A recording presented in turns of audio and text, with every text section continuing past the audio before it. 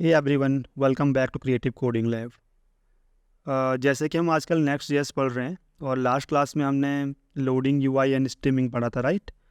आज जो टॉपिक हम डिस्कस करने वाले हैं वो टॉपिक है राउट ग्रुप। ओके।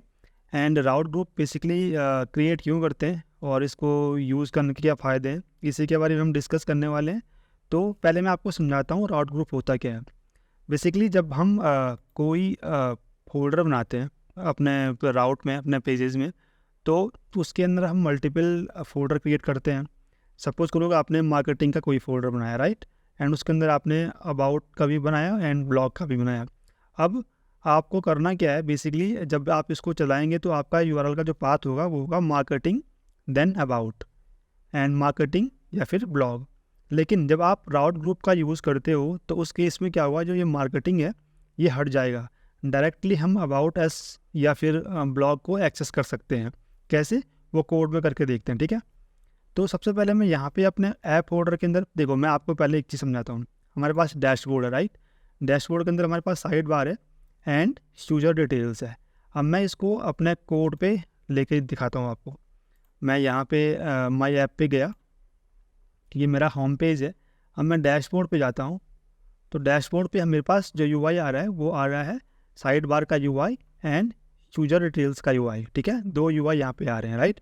अब मैं अगर सपोज़ यहाँ पे यूज़र डिटेल्स का यूआई चेक करूँगा तो यूज़र डिटेल्स का यूआई ये वाला सेक्शन है। एंड अगर मैं यहाँ पे साइड बार चेक करूँगा तो साइड बार भी आपको यहाँ पे दिख जाएगा, ये साइड बार है। अब इस केस में क्या हो रहा है कि मेरे पास डैशबोर्ड आ रहा है, देन साइड बार आ रहा है, ठीक है। लेकिन अगर मैं यहाँ से ये डैशबोर्ड हटा देता हूँ, यहाँ से मैं इसको हटाऊँगा, तो इस केस में क्या होगा, साइड बार 404 आएगा। यानी कि उसको साइड बार कंपोनेंट मिला ही नहीं, क्योंकि वो डैशबोर्ड के अंदर नेस्टेड था। देखिए यहाँ पे कैसे, डैशबोर्ड के अंदर साइड बार है, देन यूज़र डिटेल्स है। लेकिन जब हम राउट ग्रुप क्रिएट करते हैं तो उस केस में क्या होता है, जो फोल्डर होता है वो ओमिट हो जाता है, यानी कि हट जाता है। कैसे, देखिए मैं यहाँ पे एक फ़ोल्डर क्रिएट करूँगा, मार्केटिंग, ठीक है। जब भी हम राउट ग्रुप क्रिएट करते हैं तो हम ये पैरेंथेसिस का यूज़ करते हैं, ठीक है। मार्केटिंग हमने क्रिएट किया। अब इस मार्केटिंग फोल्डर के अंदर मैं एक और फोल्डर क्रिएट करूँगा और वो फोल्डर होगा अबाउट, राइट। अबाउट हो गया, और एक फ़ोल्डर मैं क्रिएट और करूँगा, उसका नाम होगा ब्लॉग, ठीक है। अब ब्लॉग एंड अबाउट को एक्सेस करने के लिए हमें page dot T S x file का भी यूज़ करना होता है। बिना पेज के तो हम ये फाइल हमको मिलेगी नहीं। टी एस एक्स फाइल मैंने यहाँ पे क्रिएट करी एंड ब्लॉग के अंदर भी मैं सेम फाइल क्रिएट कर दूँगा, page dot T S x, ठीक है। अब page dot T S x के अंदर में यहाँ पे मैंने कुछ लिखा हुआ है, ये मैंने ऑलरेडी क्रिएट किया है। इसको मैं अबाउट अस के अंदर डाल देता हूँ, ये मैंने डाला यहाँ पे, इसको मैं निकाल देता हूँ। देन ब्लॉग के अंदर भी मैं, ब्लॉग पेज के अंदर भी ये जो HTML है इसको मैं कॉपी करके यहाँ डाल देता हूँ, ठीक है।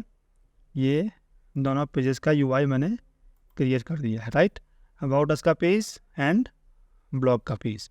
अब मैं यहाँ पे करूँगा क्या, मैं यहाँ पे अगर आप देखूँगा, मैं होम पे जाऊँगा एंड यहाँ पे मैं डायरेक्ट अगर इसको एक्सेस करना चाहूँगा तो ये अबाउट अस का पेज मुझे मिल जाएगा, ठीक है, जो कि मैंने यहाँ पे क्रिएट किया हुआ है अबाउट अस का पेज।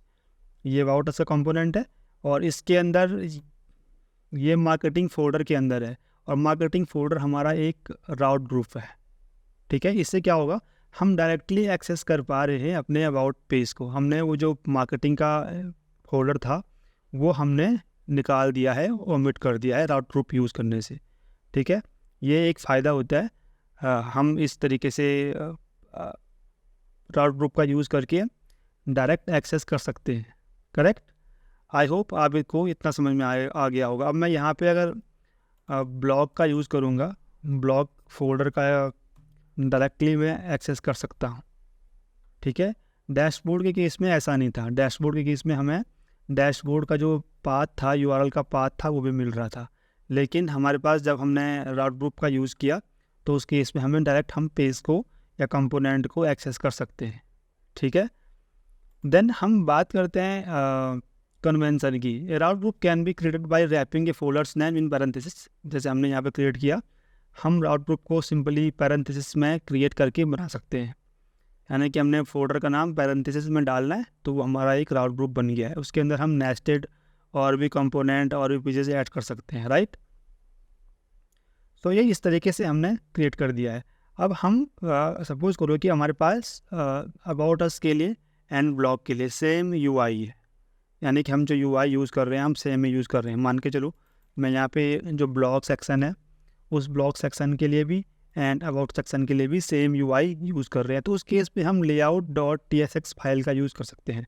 यानी कि हम मार्केटिंग फोल्डर के अंदर एक layout.tsx फाइल क्रिएट करेंगे and blog and about us का जो हमने कंपोनेंट क्रिएट किया है तो इन दोनों फोल्डर्स के लिए हम सेम ही layout.tsx क्रिएट कर सकते हैं। अब मान के चलो आपके पास डिफरेंट यूआई है। अब हमारे पास देखो, अभी हमारे पास जो यूआई है वो डिफरेंट है, अबाउट अस का डिफरेंट है एंड ब्लॉग का डिफरेंट है। तो इस केस में हम क्या कर सकते हैं, हम ईच फोल्डर के अंदर यानी कि अबाउट अस फोल्डर के अंदर एक layout.tsx का यूज़ करेंगे और ब्लॉग के अंदर हम layout.tsx फाइल का यूज़ करेंगे। इससे क्या होगा, हम डिफरेंट यूआई कॉल कर सकते हैं अपने दोनों पेजेस के लिए। ठीक है, आई होप आपको इतना समझ में आ गया होगा।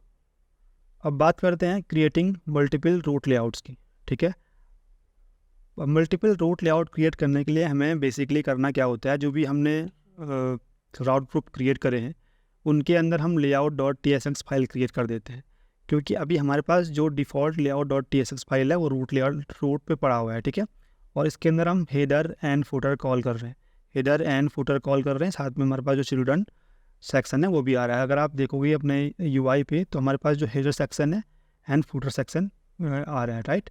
हम चाहते हैं कि मल्टीपल रूट लेआउट क्रिएट हो जाएं, तो हमें पहले करना क्या होगा, पहले ये जो फाइल है वो डिलीट करनी होगी एंड मार्केटिंग फोल्डर के अंदर जो भी हमने राउट ग्रुप्स क्रिएट किए हैं उन राउट ग्रुप के अंदर हम layout.tsx फाइल क्रिएट कर देंगे एंड उसमें हम बेसिकली करेंगे क्या, हम HTML एंड बॉडी टैग्स का हम उनमें यूज़ करेंगे। हर एक जो भी हमने layout.tsx फाइल क्रिएट करी है उनके लिए हम HTML एंड बॉडी टैग्स डाल देंगे, तो ये मल्टीपल रूट लेआउट क्रिएट हो जाएंगे। ठीक है, सो ये तरीका होता है हमने मल्टीपल रूट लेआउट क्रिएट करने का। ठीक है, तो ये होता है बेसिकली राउट ग्रुप्स। हम राउट ग्रुप्स क्रिएट कर सकते हैं और अपने जो यूआरएल का जो पाथ है उसको हम इजीली चेंज कर सकते हैं as per our requirement, right. I hope आपको इतना समझ में आ गया होगा, और अगर आप चैनल पे नए हो तो प्लीज़ शेयर कीजिए, सब्सक्राइब कीजिए एंड कमेंट्स कीजिए, क्योंकि हम Next.js को धीरे धीरे पढ़ रहे हैं और बाद में हम एक कंप्लीट प्रोजेक्ट क्रिएट करेंगे Next.js से। तो प्लीज़ सब्सक्राइब कीजिए। मिलते हैं नेक्स्ट वीडियो में, तब तक के लिए बाय।